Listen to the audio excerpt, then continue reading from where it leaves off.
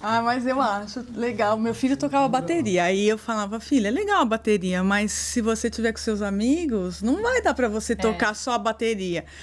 Falei, Coitada, começa. essa professora morreu também. Morreu, por isso que ela parou, né? Ele parou por causa disso.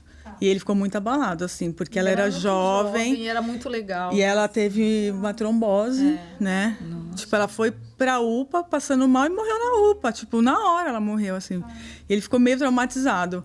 Aí ele não quis voltar para a bateria, mas agora ele está entendendo que a guitarra, o violão é mais sociável, muito né? Mais. Porque, tipo, às vezes ele está lá com os primos, eles começam tipo, é uma coisa que é legal, né? tem uma conexão, né? A música une as pessoas. Com certeza. Com certeza, a orquestra. Existe um projeto que o Daniel Barenboim, um regente, pianista argentino, criou, que é a Orquestra do Divan, que ele coloca israelitas e palestinos na mesma orquestra. Que legal. E já existe há um bom tempo, assim, muitos anos, né? E a intenção dele era fazer com que essas pessoas se ouvissem, porque ele falou, guerra existe quando não há diálogo, existe guerra e desentendimentos quando as pessoas não se ouvem, não ouvem o lado da outra, não se colocam no lugar uma da outra. Então, a música como uma ferramenta humanizatória, na verdade, para transcender essas dificuldades, né? Para ver que a gente tem que se unir para as coisas acontecerem. Uma sinfonia só acontece se a orquestra tocar junta. Se a orquestra estiver se ouvindo, só vai se afinar uma nota e cravar o ritmo certo, a precisão só vai acontecer se a orquestra estiver se ouvindo. E a música também, como aquela magia assim, que te leva... É só quando essas coisas técnicas estão resolvidas e as pessoas unidas, de certa forma, né? Então...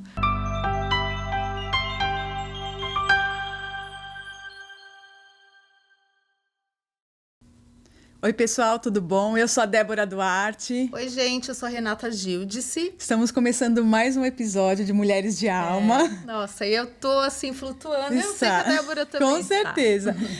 Mas antes da gente apresentar a nossa convidada que vocês vão adorar, fala os nossos recadinhos, né? Gente, bom, então primeiro, se você tá chegando hoje pela primeira vez, se você nunca seguiu a gente, se você veio através de um corte, né? Primeiro, a gente queria dar as boas-vindas para você e dizer assim, se você curtiu o nosso episódio, sabe, se inscreva no canal, mande para as pessoas que você conhece, põe no grupo da mulherada, da família, né? Os meninos também gostam, né? A gente tem a nossa audiência aí. Temos, é bem representativa. É bem representativa a audiência masculina. Então, gente, é muito importante para nós. Às vezes, um coraçãozinho que você coloca no comentário, alguma pergunta, alguma coisa que você queira comentar sobre o episódio, já diz, né, pro algoritmo que você tá curtindo e ele vai apresentar para você um novo episódio. Porque, gente, tem milhões de podcasts. E muito bons, né? Viu? E muito bons.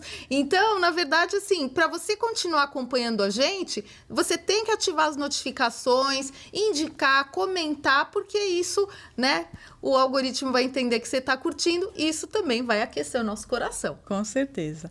E também vamos chamar, para começar a nossa semana muito bem, o recadinho do nosso querido Paulo Amaro.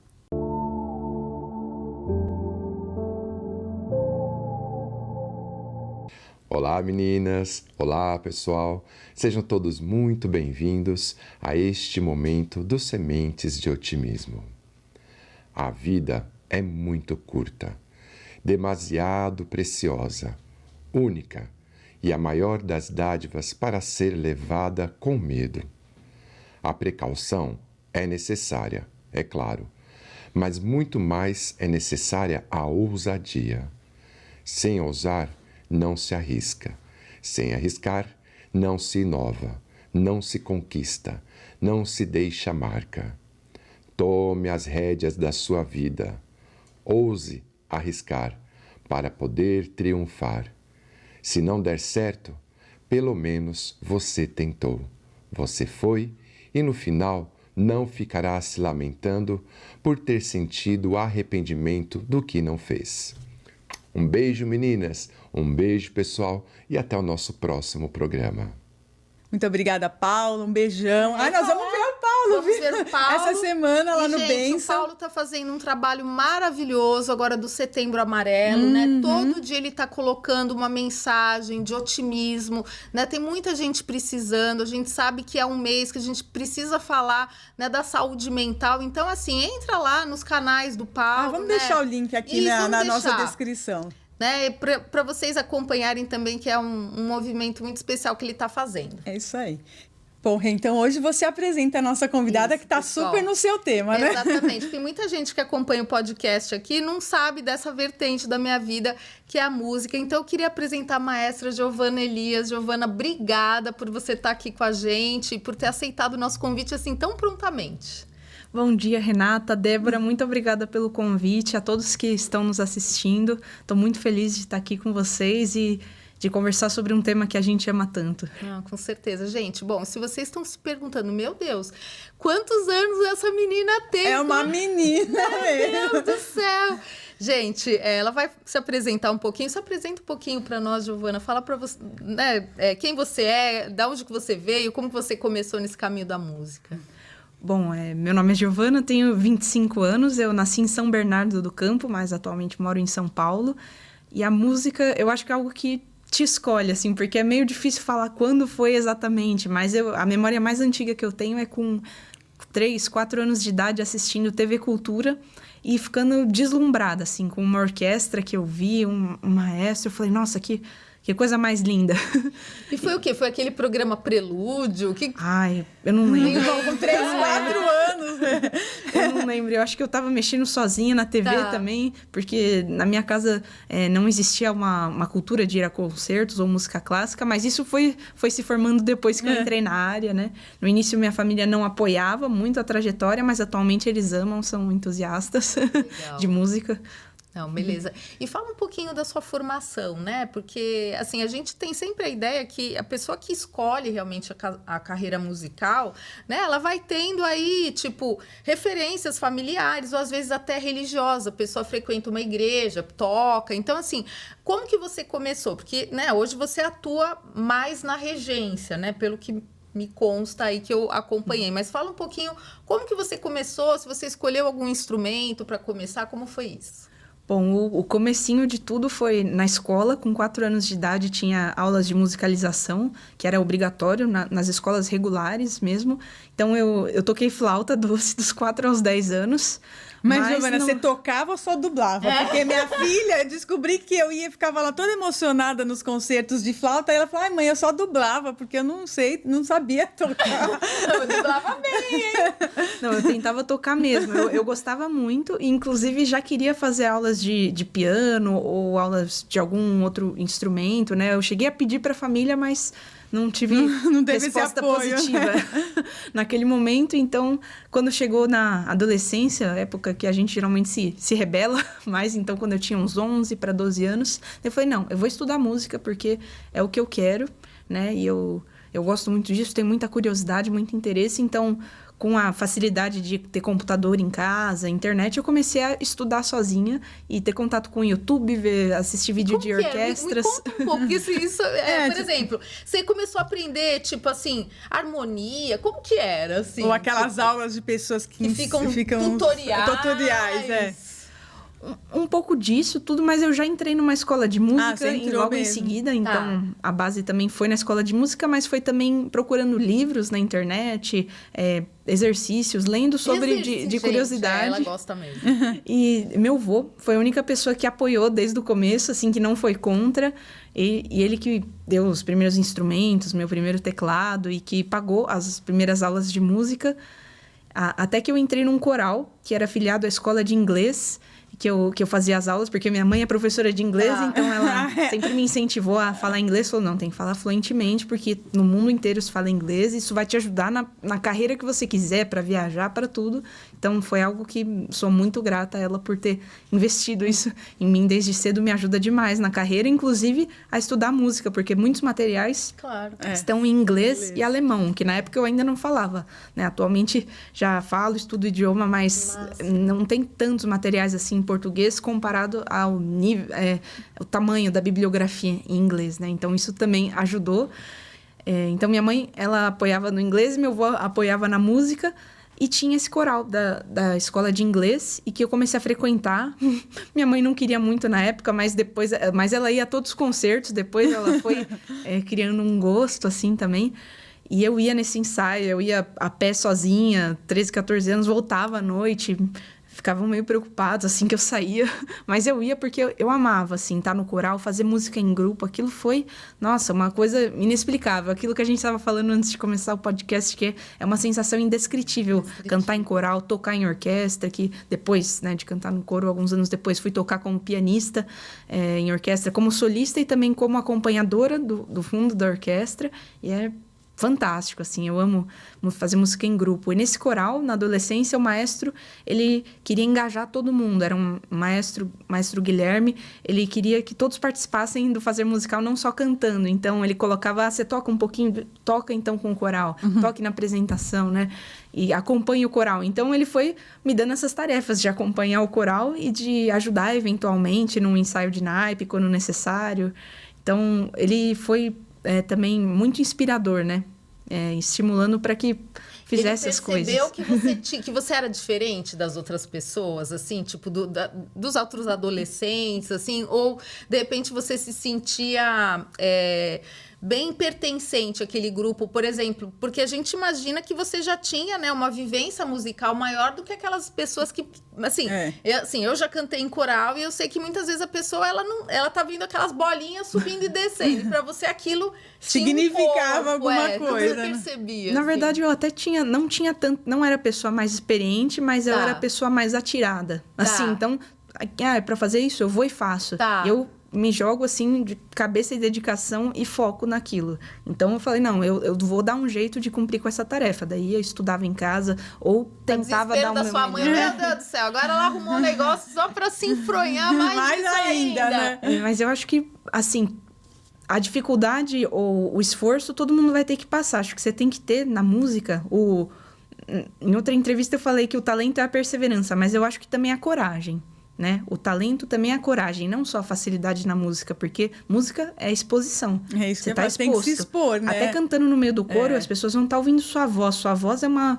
Nossa, é a sua identidade, assim, a parte de você que vem das suas profundezas. Então, é uma exposição. Mesmo que seja no meio do coro, você está exposto, você está abrindo a sua natureza, a sua personalidade para as pessoas. Então, tem que ter coragem, assim, e coragem de errar na frente dos outros. Isso que eu acho que é o mais, né? E que leva para acertar. E também ter coragem de acertar. Porque tem gente que consegue cantar bonito, tocar bonito, mas tem medo. Não, você tem que ter coragem de fazer uma frase bem feita e de se dedicar para que isso aconteça. Então, não ter medo de errar e nem de acertar. Você falou uma coisa, né? Acho que talvez você tenha pensado a mesma coisa, porque assim, a gente imagina que uma pessoa que trabalha num nível profissional de música, ela tem um perfeccionismo natural. Só que você está falando de se jogar, de como que você concilia essas duas coisas, né? Porque assim, eu também sempre fui, na música, eu sempre fui essa pessoa de me jogar, né? Só que eu sofria muito, tipo assim, que as pessoas, elas acabavam ficando com uma perspectiva que eu pudesse, né, subir um degrau além de perfeccionismo. Eu tenho TDAH, né? E, né, imagina, como que, sei lá, com 16 anos, que eu imaginaria que Então, eu era muito boa no improviso, mas eu era péssima na organização e na busca da perfeição. Então, assim, como você junta essas duas coisas, assim? Eu acho que separar horários, assim, se organizar para ter horários para estudar e tentar buscar nesse estudo, fazer com a melhor qualidade possível, e você tem que se cobrar. Existe uma cobrança que é saudável, né? Eu acho que é bom você se cobrar, mas também você tem que ser compassivo com você mesmo. Mas eu tô falando isso agora. Mas antes não era bem assim. Eu me cobrava extremamente, essa busca pela perfeição. E eu acho que com o tempo também algumas fichas vão caindo, né? E uma delas é que a perfeição realmente é algo que a gente vai estar sempre se cobrando. Não importa o quão melhor você tá, se você não erra nada e faz tudo, você sempre vai achar alguma coisa para que você possa melhorar. E isso é bom também, porque significa que você quer crescer, que você tem muita paixão por aquilo que você faz, porque você quer melhorar você, né? E a maioria dos artistas, assim, que você perguntar, você sai satisfeito dos concertos? Ontem me fizeram essa pergunta. Eu falei, olha, eu amo o que eu faço, não faria nada no lugar disso, mas eu nunca saí satisfeita 100% de um concerto. Mas eu acho que isso de alguma que vai vez que eu toquei pra alguém, né? Até, veio em casa, eu toquei piano, eu nunca fico 100% satisfeita, porque mesmo que eu não tenha errado nada, assim, e às vezes erra também, eu nunca vou achar que tá bom o suficiente, sempre tem uma frase que poderia melhorar ou algo, mas isso é bom, porque faz a música ser algo infinito, que você vê infinitas possibilidades e que tem sempre algo para você descobrir. Então, aquilo te mantém apaixonado e te mantém curioso e dedicado. Então, é algo bom também. A gente tem que tentar ver o lado bom dessas dificuldades e desafios para se manter motivado e entusiasmado, porque vão ter outros desafios também que não são musicais, né? Que podem, talvez, até te colocar medo, né? De, nossa, e a carreira, a instabilidade. Mas as coisas vão acontecer. Eu acredito muito que o que é para acontecer vai acontecer no tempo certo também. E como que você fez essa transição? Você começou tocando piano, é isso? Isso, tocava na adolescência... Toquei outros instrumentos, mas o piano foi o que eu escolhi para ficar profissional. E aí, como que você fez essa transição para virar maestra de uma orquestra? Você estava contando que você fundou uma orquestra, é isso? Como que funcionou essa transição? Então, não ocorreu transição, na verdade, porque eu continuo sendo pianista e quero ser para sempre pianista e regente. E eu acho que o regente ele tem que ser um instrumentista, né? Porque tem que ser um músico completo, né? Então, você tem que ter um instrumento. Não precisa ser o piano. Pode ser violino, pode ser viola, flauta, ou pode ser um cantor, que a voz também é um instrumento e muito exigente, né? Tão exigente quanto todos os instrumentos são extremamente exigentes. Eu não acho que tem um mais fácil do que o outro. Mesmo um instrumento que toca, às vezes, só uma nota longa na orquestra, você tem que tocar aquela nota afinado, você tem que entrar certo. Às vezes, você tem um plim para fazer num triângulo, mas se for no lugar errado. E, nossa, você não tem chance de novo de acertar, porque tem muita pausa. Então, tudo é difícil, que tem esses memes, tem né? A pessoa desafios. Lá com aquele negócio, tipo assim... mas é o que você falou, né? Bate o o prato. momento mágico... Pode ser esse, né? Exatamente. É um desafio também. Imagina se a pessoa ai, não tenho chance. Agora o violinista que tá tocando bastante, não, vou acertar no próximo, e ele tá tocando sempre. Então, tudo tem as suas dificuldades e suas facilidades, mas não houve transição. Assim, eu continuo pianista e regente de orquestra, e na SP Chamber Orchestra eu comecei tocando piano. Você começou tocando piano. Comecei tocando piano com um grupo de 8 pessoas, fazendo reduções do Schoenberg, arranjos de peças sinfônicas de Debussy, Mahler, Wagner, a gente ensaiava. E também comecei regendo a História do Soldado com eles, daí sem o piano, a versão completa. E a gente foi ambicionando de realizar repertórios sinfônicos maiores, de fazer ópera completa, de fazer concerto de áreas, fazer sinfonias de Schubert, Beethoven, Brahms... Por exemplo, qual é a diferença entre você, por exemplo, né, na sua visão, de você... Porque o piano, ele é um instrumento que ele é melódico, harmônico, é um instrumento completo, tal. Na sua visão, assim, por exemplo, qual é a diferença de você ser um instrumentista, né, de um instrumento que tem essa característica e, de repente, você fazer... Porque, assim, a ideia que eu tinha é que algumas pessoas iam estudar regência direto. Isso é possível ou é uma coisa muito viagem, assim? A pessoa, eu vou fazer a faculdade de regência, vou estudar a técnica lá, tenho um ouvido legal. Tipo, você acha que é possível para uma pessoa que está escutando a gente ou não? Qual que é a sua vivência da faculdade em relação a isso? Eu acho que a pessoa tem que ser, como eu disse anteriormente, um instrumentista, assim. E acho que tem que também fazer atividade em grupo. Se ele for cantor, cantar em coro. Tá. E se for instrumentista, tocar em orquestra. Porque até pro piano tem lugar, como acompanhador ou como solista. Eu acho que algum tipo de vivência de tocar em grupo, você tem que ter, né? Para se colocar também no lugar do outro. Se você quer ser um regente, você tem que ter passado por outros estágios também. Eu acredito muito nisso. E na faculdade fui muito também incentivada a ser instrumentista, tocar em orquestra, cantar em coro e fazer música de câmara, que é algo imprescindível para qualquer músico, compositor, regente, instrumentista, cantor, né? Que é fazer música em ensembles, em grupos menores, sem um regente, para vocês se ouvirem, fazerem frases, se harmonizarem. E, nossa, e é uma exposição também de você tocar, e são partes desafiadoras também. Então, eu acho que esse é um dos maiores crescimentos que um músico, independente do segmento, que ele possa ter, fazer música de câmara. Então, eu acho essas coisas imprescindíveis para ser um bom regente. Claro que estudar muito a fundo percepção musical, né? Tá sempre com o ouvido treinado, exatamente, de né, transcrições melódicas, rítmicas, harmônicas, achar a nota errada, porque o que você faz como regente, de certa forma, é isso, você tem que afinar a orquestra. Então, como é que você sabe se é a terça, se é a quinta, qual nota está desafinada e por quê? Será que é a acústica que está causando isso? Eles não estão se ouvindo? Ou precisa de mais pressão de ar? Ou é a arcada? O que está acontecendo? Então, você tem que saber o quê, que seria a percepção, e o porquê. Por isso, é bom estudar. É bom não, tem que estudar. Orquestração a fundo, até um pouco de composição musical, história da música, análise, que a gente usa todo dia, né? Quando chega uma grade orquestral, você analisa ela para saber a estrutura da peça, estuda as notas de todos os instrumentos.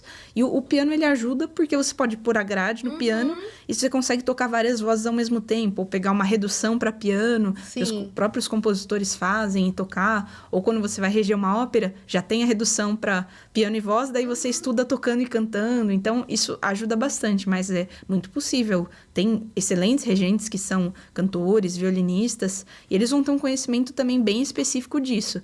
Mas mesmo o regente pianista, eu acho que ele tem que estudar canto. Na verdade, todo regente seria o ideal, porque quando você aprende a se afinar, né, a sua pessoa, porque o pianista não precisa tocar afinado. Se o piano estiver afinado, tá pronto. Né? Então, é muito importante também para o pianista saber se afinar como cantor, e saber cantar uma frase também bonito, quando for dar exemplos para a orquestra, saber trabalhar como opera coach, vocal coach, quando tiver cantores ou quando tiver um coro, né?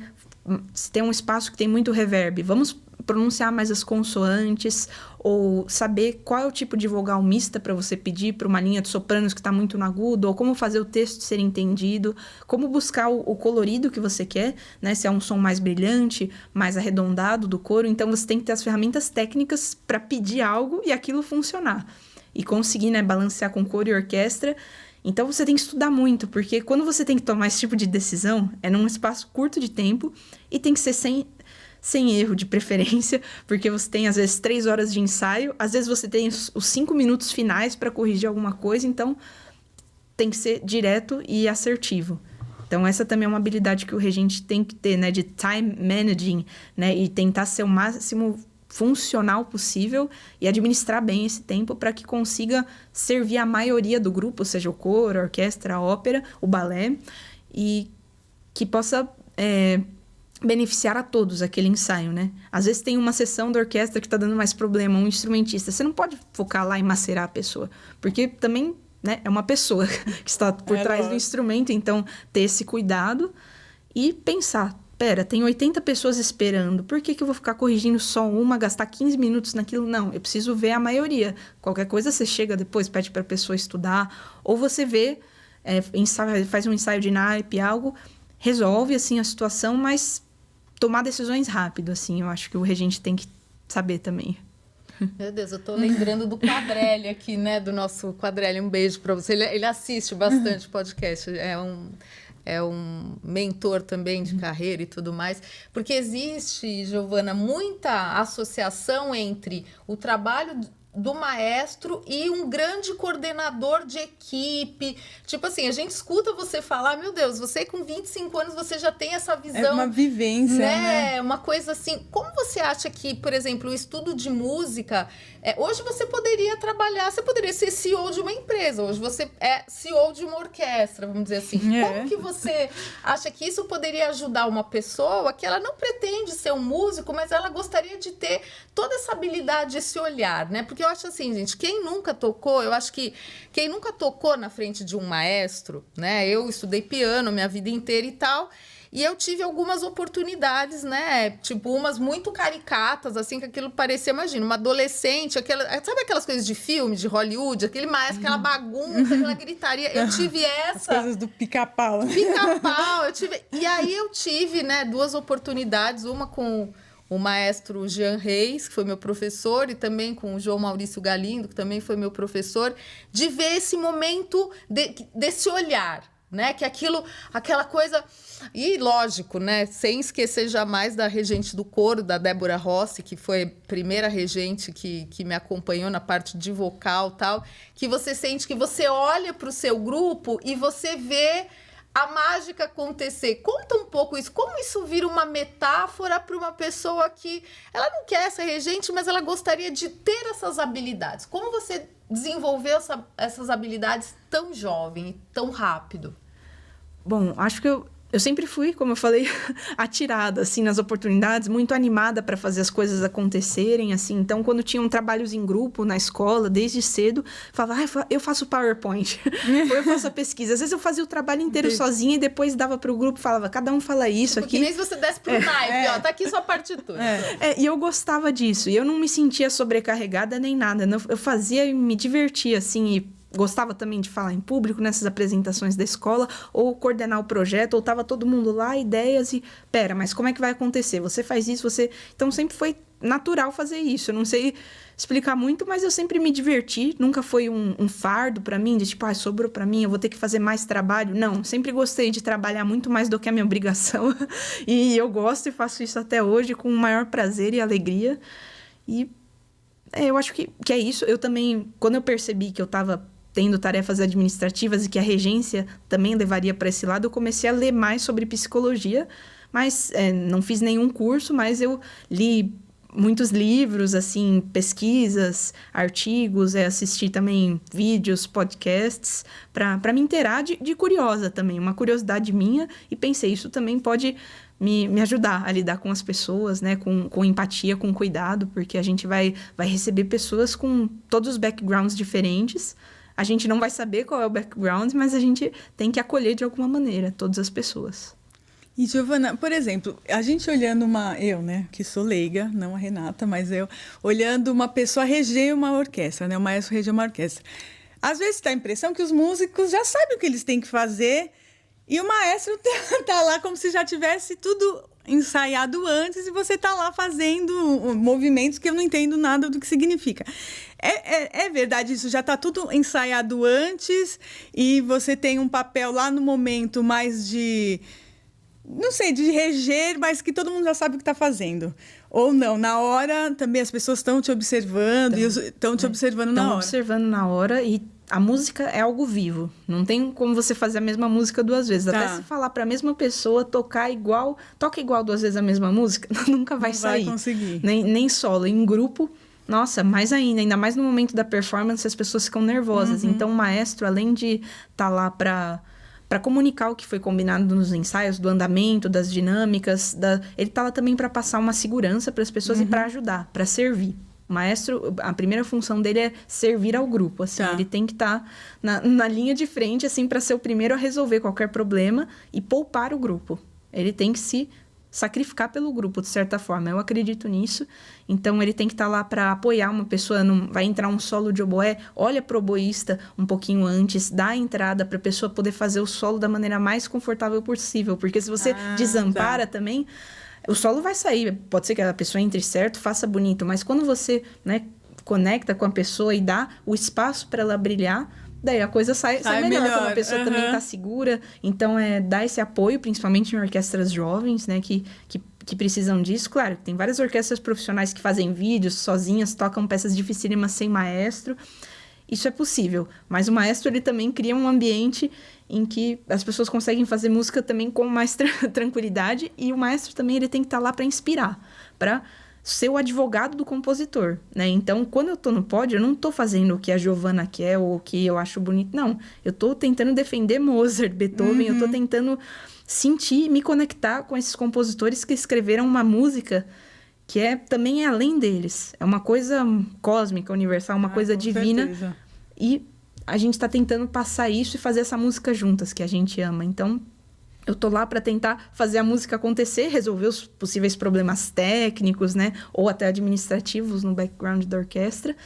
E durante os ensaios também realmente a maior parte do trabalho do maestro durante os ensaios. Eu acredito que levantar sim, né? a peça, corrigir eventuais erros ou desafinações, desencontros, inspirar também, falar, vocês sabiam que essa peça foi feita, né? Claro que o músico pode pesquisar isso antes. Às vezes nem todo mundo tem tempo, então trazer informações, né? Motivar as pessoas, né?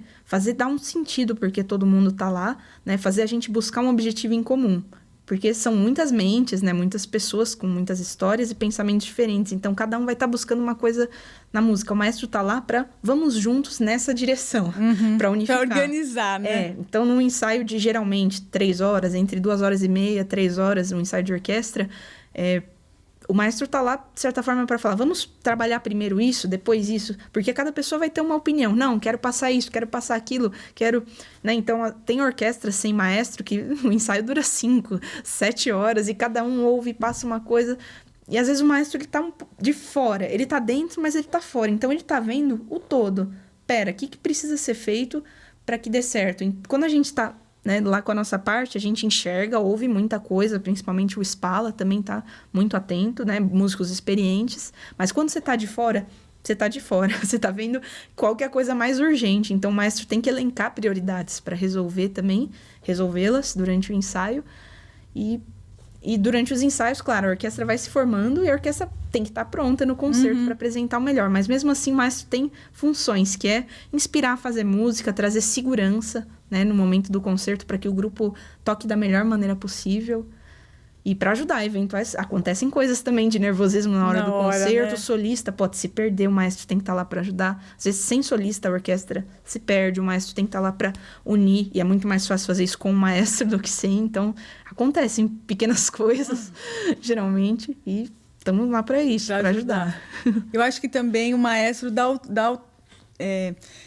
se cada um for fazer a peça do jeito que quer, não chega numa unidade. Então, o maestro dá o tom, a identidade daquela peça, né? Por isso é um cargo com muitas responsabilidades, porque além de dar a identidade da peça, ele vai dar o tom do ensaio. Então, se o maestro chega tenso, nervoso com uma outra coisa, isso é prejudicial para a orquestra. Ele tem que estar calmo. Um bom líder, né, segundo os estoicos, ele tem que estar calmo, passar tranquilidade para o grupo e saber separar as coisas, né? Então, tem muitas responsabilidades também. Com certeza. Gerenciais, né? Né? E Giovana, uma pessoa que quer estudar música, que quer viver de música aqui no Brasil, como que funciona isso? Né, porque eu até estava falando antes que outro dia eu vi um violinista tocando numa rua, numa esquina, assim. Como que funciona isso para que o músico seja valorizado? Onde ele pode procurar isso? Né, para que ele seja valorizado como músico? Qual é a jornada que ele tem que fazer? Né? Porque a gente vê que muita gente que gostaria de estar numa orquestra e de ter uma carreira, tipo assim, ou ele vai dar aula de música ou ele vai tocar em casamento, que às vezes é aquela... Meu Deus, sabe aquele do filme lá, não tocamos... Como chama aquela música lá do... proibido tocar Starway to Heaven. Proibido tocar a 9ª Sinfonia de Beethoven, sei lá. Né? Então, como que é essa jornada? Assim, porque a gente vê que você... foi trilhando um caminho que foi te levando, tipo assim, como se um monte de gente fosse ficando para trás e você fosse avançando, indo, né? assim. O que você diria para uma pessoa que gostaria de que quer viver de música, né? De música? Bom, nós temos uma iniciativa pública muito bacana, que cada vez se expande mais, que é o Projeto Guri. Eu não fiz parte desse projeto porque eu morava em outra cidade, não teria como vir para São Paulo, né, naquele momento, mas é um projeto gratuito de música e de muita qualidade, excelentes profissionais dando aula. Tem as escolas de música, Escola de Música Municipal de São Paulo, que é filiada ao Complexo Teatro Municipal. Tem a EMESP também, que é perto da Sala São Paulo, e que são todos, né, gratuitos e de muita qualidade musical. Também tem professores particulares, músicos de orquestra que dão aula, ou escolas de música, Método Suzuki. Tem excelentes escolas de música em São Paulo. E depois desse caminho no conservatório, existem cursos, né, de bacharelado em música na USP, Unesp, Unicamp. Inclusive, a Unicamp também tem música erudita e música popular. Eu fiz na USP, no caso, bacharelado em música, regência, com habilitação em regência. Estudei piano também e todas aquelas disciplinas de percepção, harmonia, contraponto, análise, prática de orquestra, coral, né, na universidade. Então, isso foi uma vivência excelente que você pode ter no conservatório e na universidade, ou um ou no outro, ou nos dois. Fazer aula particular também com músicos que você admira, né? Se você é violinista, quer ser violinista de orquestra, buscar esses músicos, que são vários, que são ótimos, que dão aula. Ou se você quer ser pianista, buscar também um concertista que dê aulas, ou um professor de piano que já tem uma tradição de uma classe de piano. Então, buscar essas pessoas, né? Eu acho que a gente tem que procurar, tem que se atirar e buscar as oportunidades sem medo e pensar o que é possível para mim, né? Porque em várias regiões de São Paulo, até do ABC, você vai encontrar esses músicos, né? Pelo menos, e no Brasil inteiro, com certeza, você vai encontrar também. Eu digo pela região que eu morei, né? Então, é possível, mas tem que ir atrás, procurar. As redes sociais facilitam bastante você achar esses conservatórios. Todos eles, esses que eu falei, têm páginas no Instagram, no Facebook. Você pode mandar e-mail, você pode ir até os lugares também, se inteirar, conversar com alunos que fazem aula. Isso é um caminho muito bacana para perguntar como se inserir no meio. E quando você toca, quando você está já estudando num conservatório, numa universidade, você pode entrar para uma orquestra jovem, né?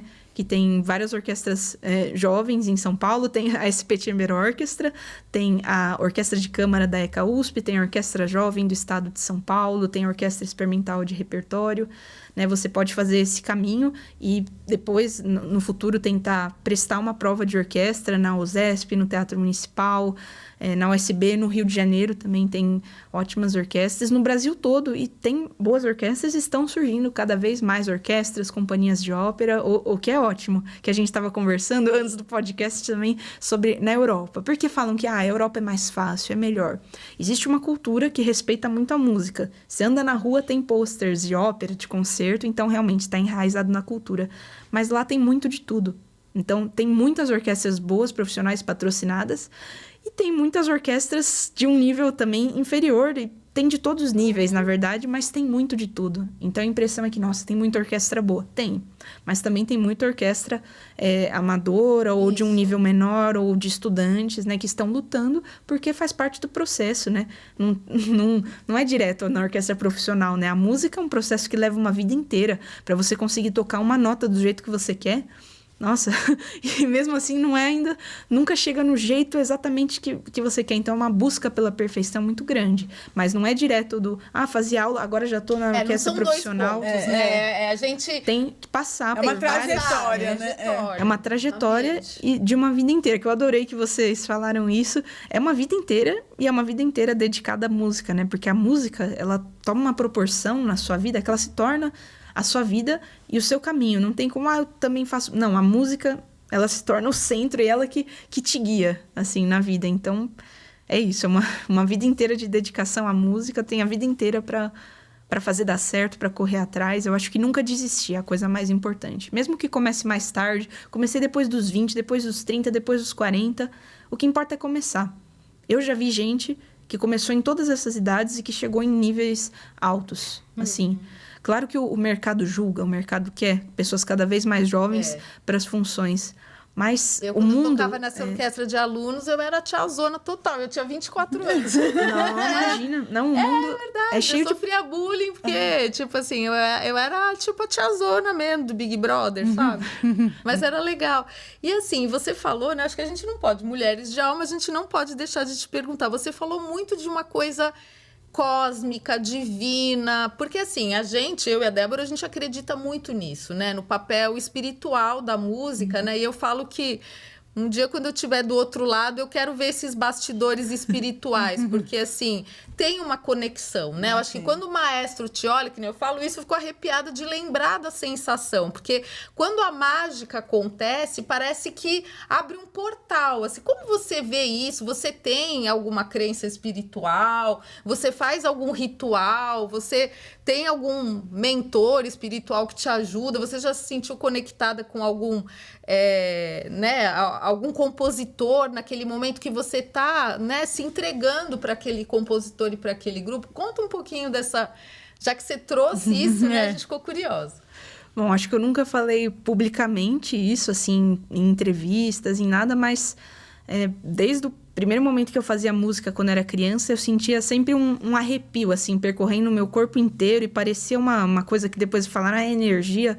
Eu falei, tá bom, então é energia, mas eu sentia, né, uma conexão com algo que hoje em dia eu uso a palavra divino para descrever, mas eu não sei muito bem como descrever. Eu sempre senti, ao tocar uma música, ao apresentar, um arrepio, assim, percorrendo o corpo inteiro, e uma sensação, assim, até que parecia que eu iria chorar, assim, quando eu faço música, eu faço de forma... Me toca muito profundo, assim, de uma forma inexplicável, né? Hoje em dia eu entendo que isso é Deus, é algo divino, né? Que conecta, porque a música, a ciência diz, né? Que é vibração, né? E matéria é energia condensada, vibração também é energia, tudo tá conectado, né? Então a música, ela tá dizendo de algo que existe no universo, né? Nesse plano, a música, ela se manifesta como ondas sonoras, né? Como onda mecânica, né? Porque tem um atrito que gera o som, mas ela é energia, no fundo, é vibração. É uma e no frequência, universo, o que mais tem são essas frequências. Então, também, de acordo com a ciência, a música seria, então, uma frequência universal. E quando a gente se conecta com essa frequência, parece que ela limpa a gente, ela limpa a nossa alma e ela traz coisas muito boas. Assim, ela abre nosso coração, para quem acredita em chakras, abre os nossos chakras, assim, para Deus e para o todo. A gente se conecta com o todo e parece que deixa aquela pequenez humana, o ego, assim, fica para lá. A gente tá conectado com o todo, né? E uma irmandade da humanidade, assim. E é muito o que o Beethoven também queria passar na 9ª Sinfonia dele, né? Que nós somos irmãos, nós somos uma fraternidade, a gente tem que se ajudar. E a música tem esse papel de união, de agregar as pessoas e não segregar em países, em línguas. Não, é tudo uma coisa só, na verdade. A gente não tem essa diferença toda que às vezes a gente acha que a gente tem. Então, eu sinto muito isso com a música. Eu acredito em Deus e acredito que Deus se manifesta através da música. Eu acho que, né, cada religião tem a forma de tentar explicar esse fenômeno, né? E que é algo tão... que a gente não tem resposta. Eu não tenho resposta, eu tenho perguntas e cada vez mais perguntas, mas eu sinto algo quando eu faço música. Assim, eu sinto algo inexplicável, que eu nem sei colocar como palavras, mas que me faz melhor, faz a minha vida melhor, que me ensina coisas e que me conforta também. Acho que o maior conforto, talvez o único conforto que eu encontre na minha existência, ele tá na música. E tá em Deus. Você tem esse conforto todos os dias. Mas fala um pouquinho de... Desculpa te interromper. Fala um pouquinho de perrengues aí que você já passou. Tipo, a pessoa errou, aquela... né? Conta umas coisas assim. História engraçada. Coisas Vocês que você lembra. Histórias engraçadas, exatamente. Né? Bom, a primeira vez... Vou falar a primeira coisa que veio. Que eu tava regendo uma ópera. Foi com a SP Chamber Orchestra. E foi um processo muito, muito gostoso, assim, muito legal. Todo mundo unido para acontecer. E também fica nervoso, né? Na hora do concerto, como a gente falou. Por que o maestro tá lá? Teve um determinado momento, no segundo ato dessa ópera, que tava orquestra, solistas, deu tudo certo. Daí começou, eu dei entrada pro coro, o coro me olhou, respirou e não entrou. E daí eu continuei. Falei, não, uma hora eles vão entrar. E eu cantando, assim, sem o texto, né? Balbuciando, pronunciando o texto, ninguém entrou. Daí eu falei, agora vai entrar uma solista. Olhei pra ela, dei a entrada, não entrou. Continuei, até que chegou numa pausa, uma grande pausa, numa fermata. Eu fiz assim pra orquestra, tipo, do começo, da capa desse movimento, desse trecho da ópera. Daí voltou, e daí o coro entendeu, daí eles entraram, a solista entrou, deu tudo certo. Elas ficaram nervosas, assim, era um coro feminino e não entrou. Ninguém entrou, né? Porque a solista falou, o coro não entrou, também não vou entrar. Mas depois deu tudo certo. Ou seja, você tem que ter pensamento também, né? Porque numa dessa... Então, assim... mas continua contando, não vou te interromper, não. Fala e daí, na recita seguinte, deu tudo certo. Mas a ópera é algo fascinante, assim. Também teve em outros momentos que eu fui reger uma ópera e os cantores fizeram todos os tempos das 2 horas de ópera, todos os ritenutos, todas as cadências diferentes dos ensaios, porque ficaram nervosos, apressaram, puxaram para trás algumas coisas, mas você tem que estar pronto para fazer isso, ir na deles. E, de certa forma, eu gosto quando acontecem essas situações, porque me põe em prova, assim, né? Me põe em prova. Eu gosto de tomar decisões estando em pressão, eu gosto de estar sob pressão. Gosto de trabalhar com calma. Ela tem que participar mas eu gosto programa também. Shark Tank, né? Eu gosto, eu me divirto com essas coisas. Assim, eu não quero que aconteça, claro, eu quero que aconteça a música do jeito que é pra si. Mas quando acontece... Mas você curte uma adrenalina, eu curto uma adrenalina. E é legal que às vezes o público não percebe, né? O público acha que tá tudo dentro do esperado, Exatamente. Não perceberam nessa ópera. Porque a orquestra tocou bonito, não entrou o coro. Era bonita a linha da orquestra sem coro. Não era só notas de preenchimento. Então, pareceu que foi um prelúdio, alguma coisa, né? Uma abertura para um intermezzo para começar, instrumental. Nossa, olha que incrível que ela fez, né? Para quem conhece, olha. Mas que... né? E às vezes se faz isso em ópera, às vezes de propósito, principalmente quando tem troca de cenário, assim, vamos fazer uma vez esse trecho instrumental sem as vozes, ou vamos pôr um ritornello aqui nesse intermezzo que é curto, para dar tempo de levar a mesa lá pro palco. Então, se faz isso em ópera. No caso, não foi nada combinado, foi no susto mesmo. Mas acontece, a gente tem que ver o lado bom das coisas e se divertir. E fazer o trabalho e se divertir. Porque pra que me estressar numa situação dessa? Uma situação legal que vai me provar, me pôr à prova se eu dou conta mesmo do cargo, né? Então, eu gosto disso, de desafios. O Diego vai pôr um trechinho, né? Do Mahler. Que legal. A gente fez no concerto de Natal no Teatro B32, sim. Gente, o Teatro Chiquérrimo. Aí, meu Deus.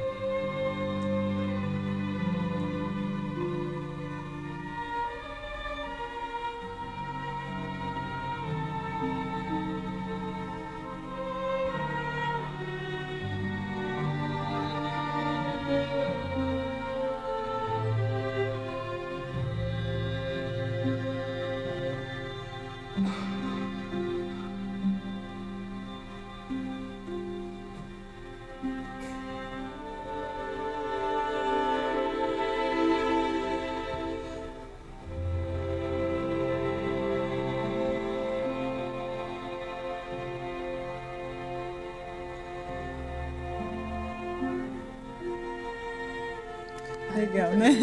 Muito lindo.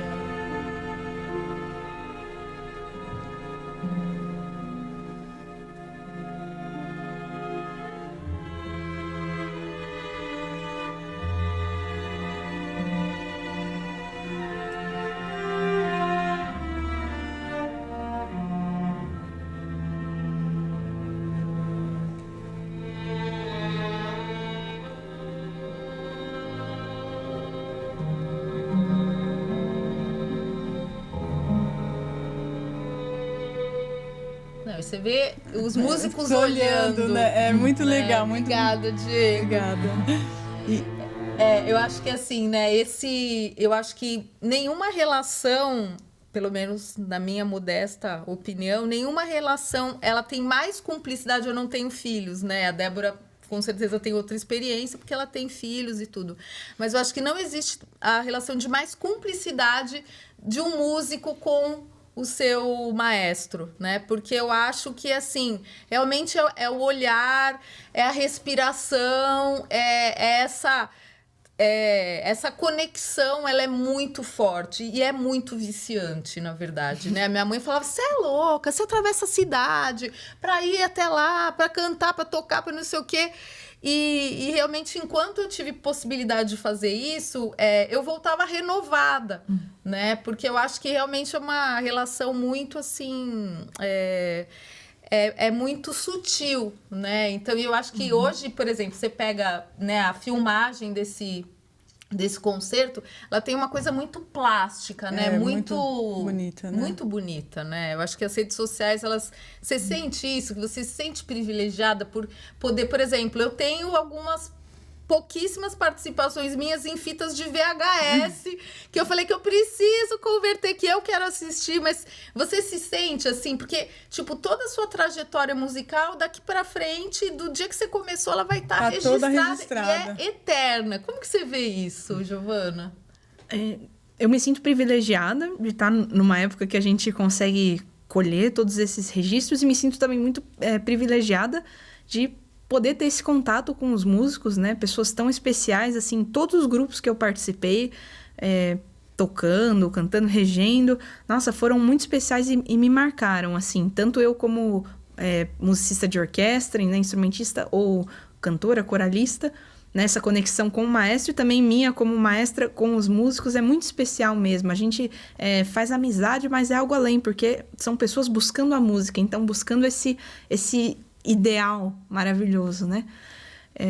Então, eu me sinto muito privilegiada por todas as pessoas com que eu estudei, trabalhei, fiz música junto, especialmente pelos músicos da SP Chamber Orchestra, que são parceiros de música mesmo, que a gente batalha juntos, né, para existir nesse mercado competitivo e que a gente está fazendo música tão bonita juntos, por todo o empenho. Eu agradeço de coração a todos os músicos dessa orquestra, muito especial. Todos vocês moram no meu coração e todos os mestres que eu tive, professores, não só de música, né, que me inspiram todo dia, assim, professor de geografia, de história, do colégio, de português, de todas as matérias, assim, do curso de inglês. Eu sou muito grata e todos eles me dão base para o meu trabalho que eu faço no dia a dia, como regente mesmo. E a música, por isso que eu gosto também, é algo que reúne muitas coisas em uma, né? Então, conhecimentos até geográficos, históricos do compositor, você tem que entender. Você vai fazer melhor uma peça, talvez Danças de Galanta, do Kodály,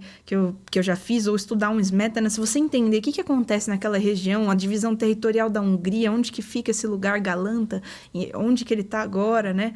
Então, isso faz a gente mudar, dá um outro brilho também para as peças, para pensar numa programação, né, de uma direção artística, como combinar essas peças, né? Você tem um conhecimento profundo sobre a obra, os compositores, os momentos políticos, históricos que eles estavam e buscar outras conexões também multidisciplinares.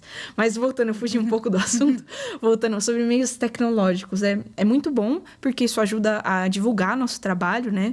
Com vocês, eu imagino também o podcast, né? Ajuda a divulgar o que a gente faz, então isso é uma ferramenta ótima para que a gente também mostre essa música inspirada, apaixonada que a gente faz para as pessoas e para que a gente possa ter também mais oportunidades profissionais. Então, ajuda bastante as redes sociais.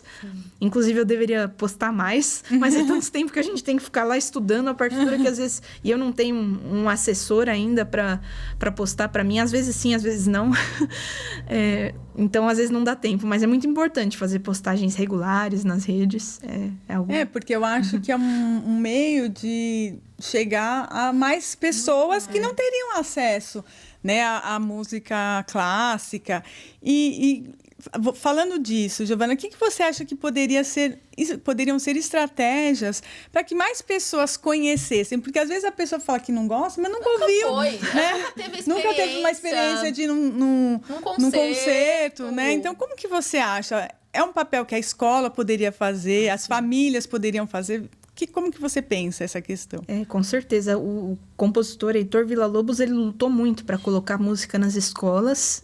Isso, né, teve um auge na época dele, corais enormes, né? Ele enchia um estádio de futebol com alunos da educação básica do coral. Ele escrevia os arranjos e regia uma vez com cabo de vassoura o estádio. Então, ele lutou muito para implantar música no Brasil, e eu compartilho desse ideal, que todo mundo tem que fazer música desde criança, né?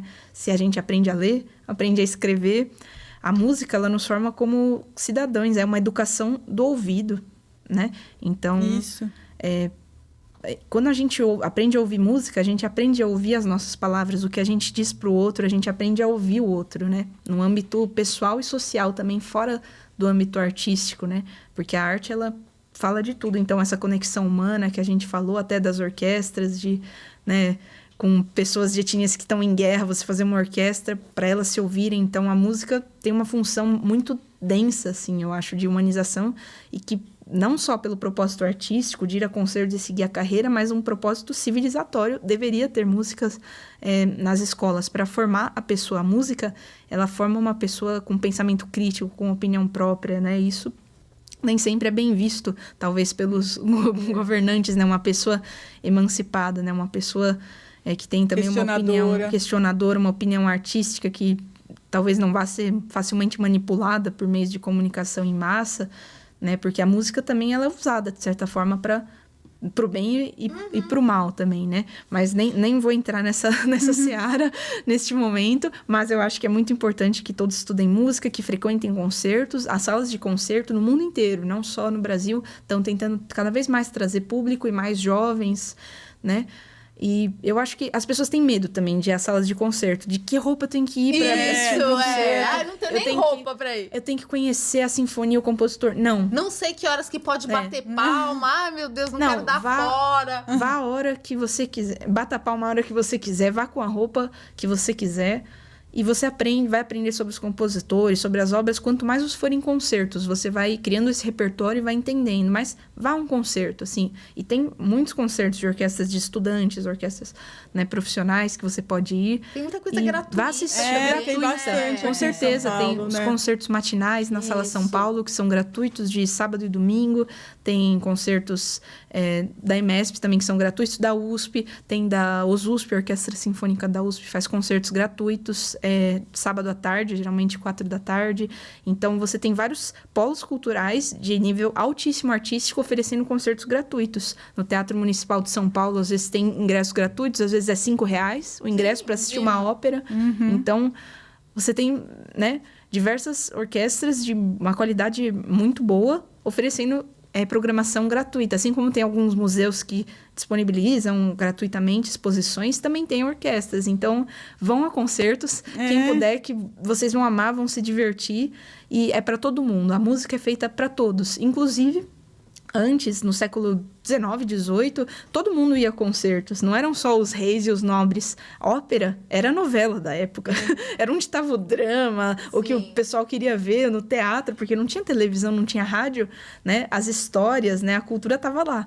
Então, iam nos concertos, nessas grandes casas de ópera da Europa, todas as pessoas. Todo mundo, desde o nobre até o... Tinha muita coisa itinerante também, que se montava aquelas coisas... Exatamente. Tipo assim, né? Aquele grupo mais simples, Mambembe, sei lá. Que rodava de cidade em cidade da Europa. Sim, com certeza. Então, todos iam aos concertos. Essa coisa também de aplaudir no momento certo foi algo que Mahler, o compositor dessa peça que a gente ouviu, né, do Adagietto, da Quinta Sinfonia, ele foi diretor da Ópera de Viena.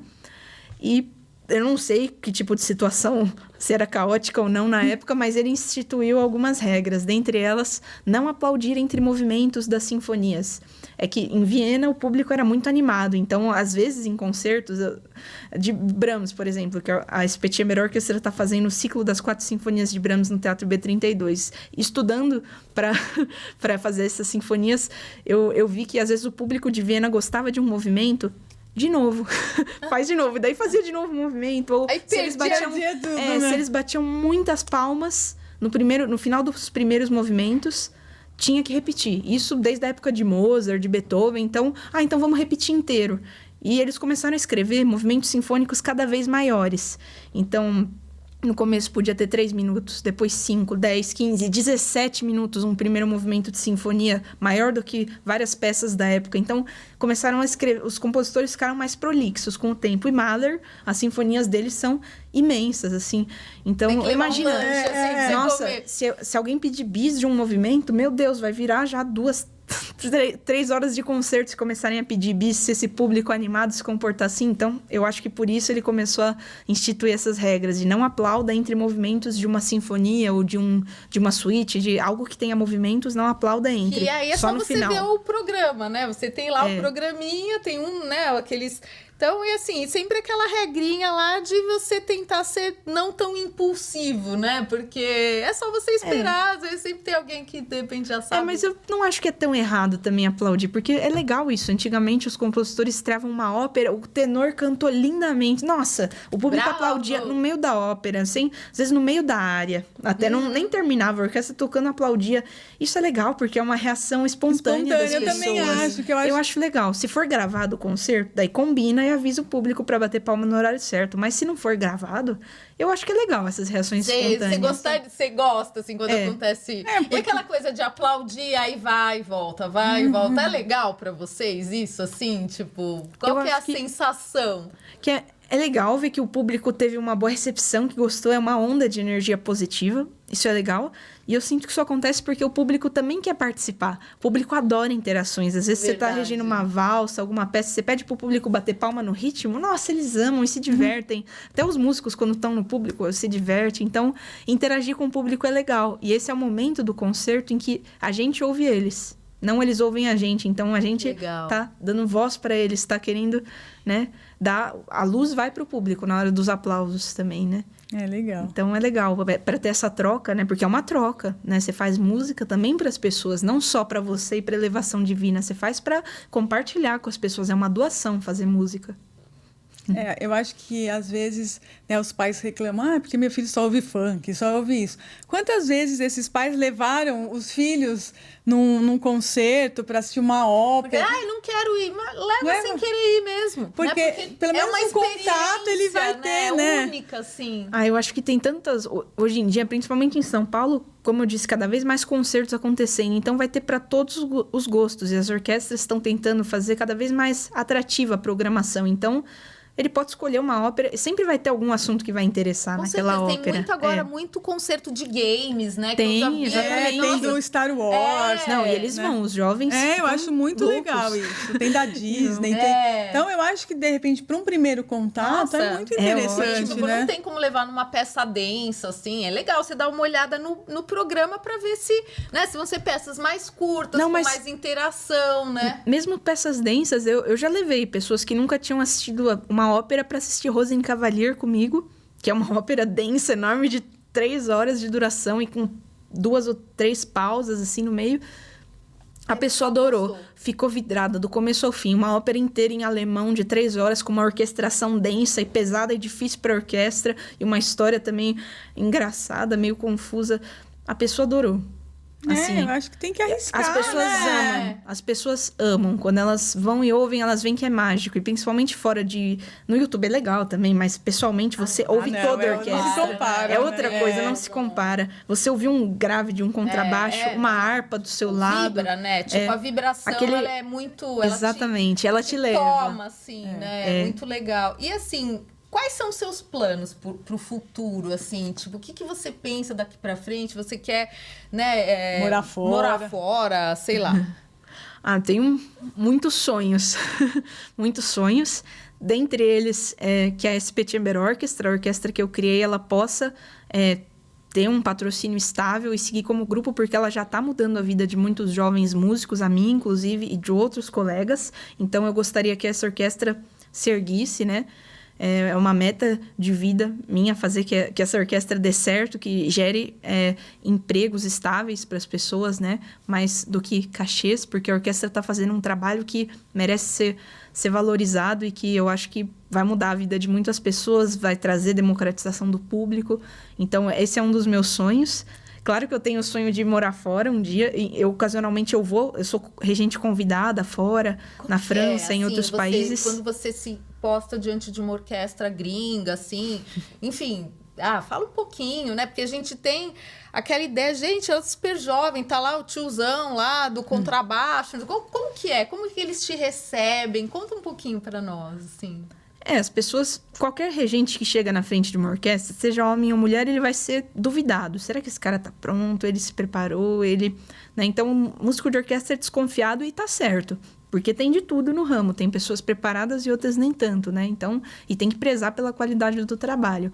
Mas eu acho que também tem que baixar a guarda e também saber ver o que aquele regente tem para oferecer, né? As pessoas sempre têm algo para oferecer. Então, quando as pessoas veem que você é sério, que você é um profissional que se preparou muitas horas para fazer aquilo, que você tem experiência, trabalha no métier, no ramo, assim, as pessoas vão te respeitar. Pode ter um chato na orquestra, assim como, né, na humanidade, sempre num grupo você vai ter... Né, todo tipo de pessoas que nunca vão se agradar e gostar de nada, e pessoas que vão... Tudo passa, né? Então, você vai ter de tudo na orquestra. E pessoas que estão dispostas a ver, entender o seu trabalho, né? E ir com você. E, geralmente, você ganha a orquestra quando você mostra que você tá lá pela música. Não pela liderança, por algum... Pelo poder, sei lá. Por algum outro fator... Nem sei. Ou pelo dinheiro, ou pelo... Não, você tem que estar lá pela música, para fazer a música acontecer e para extrair o melhor daquele grupo. Não para moldar do jeito que você quer. Não, ver tudo que tem de melhor e também pensar onde esse grupo pode chegar, onde a gente pode chegar juntos e tentar valorizar as pessoas com o potencial que elas têm, né? Então, fazer todos brilharem, né? O regente, idealmente, é o que a gente busca ser e fazer. Muito legal. Vamos fazer um bate-bola só para terminar, gente? Vamos. Vou pegar aqui. Um compositor para você. Um compositor... Que você gosta. Brahms. Brahms. Por quê? Nossa, a música de Brahms é... Eu nem sei como explicar, mas se conecta assim com a minha alma de uma forma. Ele tem tantas camadas, ele fala de tantas coisas. Tem barroco dentro da obra dele, tem classicismo, tem frases românticas. Nossa, é uma música que fala com a minha alma muito profundamente. Então, Brahms, no momento, né, é um dos meus compositores favoritos. Da vida também. Muda o seu compositor favorito? Se você tem uma fase, Não. agora eu tô ouvindo muito isso. Não, eu tenho os fixos. Tem então, os VIPs. o Chopin, Mozart e Brahms, e Puccini, assim, eles são, sim, imutáveis, mas, claro, eu amo Beethoven, amo Rachmaninoff, amo diversos compositores, Schubert, Schumann, mas tem esses que... Smetana também, Kodály, tem... toda peça que eu tô fazendo, eu me apaixono completamente pelo repertório. Às vezes até nem conheço tanto. Mahler também, eu amo, um dos meus favoritos, sem dúvida. Eu me apaixono pelo repertório que eu tô fazendo. Mas tem os que eu sempre ouço e que sempre me, né, falam, assim, com a minha alma de uma forma especial. Muito bom. Você vai assistir outros concertos? Eu vou.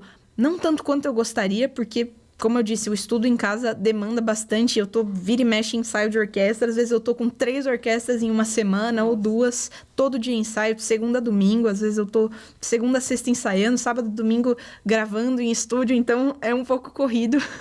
Mas eu tento ir sempre que possível. E assistir ensaios de orquestra. Isso eu vou bastante. Assisto os ensaios da OSESP, Orquestra Sinfônica do Estado de São Paulo. Porque eu sinto que é muito educativo. Para mim, me melhora muito como musicista, como regente, ver esses grandes regentes, né, internacionais e nacionais, ensaiando uma orquestra de altíssimo nível. Então, eu gosto muito isso é uma coisa que não pode faltar para mim, que faz parte do meu estudo, assistir ensaios de outras orquestras, né? Faz parte E ir a concertos também, mas eu assisto, acho que mais ensaios até do que vou a concertos. E um regente que te inspira ou uma regente que te inspira? Nossa, tem vários. Tem vários que me inspiram.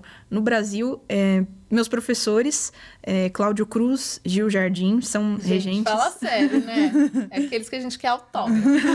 Eles são excelentes e me inspiram muito. Eu tenho também como ídolo Cláudio Abbado, que, né, era um regente italiano, foi regente da Filarmônica de Berlim, que, nossa, é fantástico, assim, é uma inspiração muito grande como ser humano, como músico.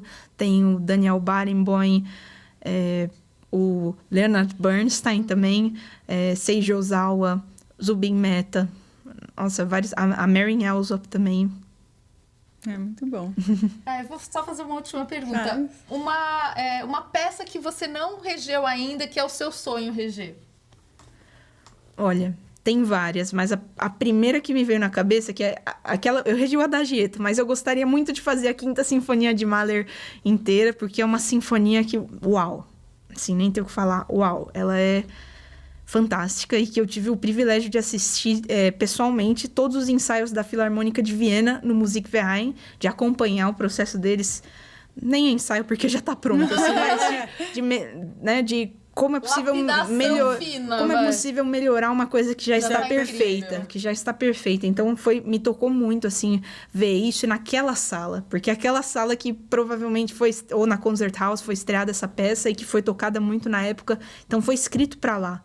Quando Mahler estava lá, e nossa, foi uma experiência assim transcendental para mim. Eu vi a Quinta Sinfonia de Mahler naquela sala, foi realmente inesquecível. É uma peça que eu tô louca para A Nona Sinfonia de Beethoven também. E eu vou ter a sorte e o privilégio de fazer no dia 19 de dezembro, no Teatro B32, com a SP Chamber Orchestra. Uau, então, que legal. Então é um convite já a todos. Nossos próximos concertos, teremos esse em dezembro. E no mês que vem, em outubro, no dia 26, nós faremos a primeira Sinfonia de Brahms. E com isso encerraremos o ciclo das 4 Sinfonias de Brahms. Teremos feito todas este ano.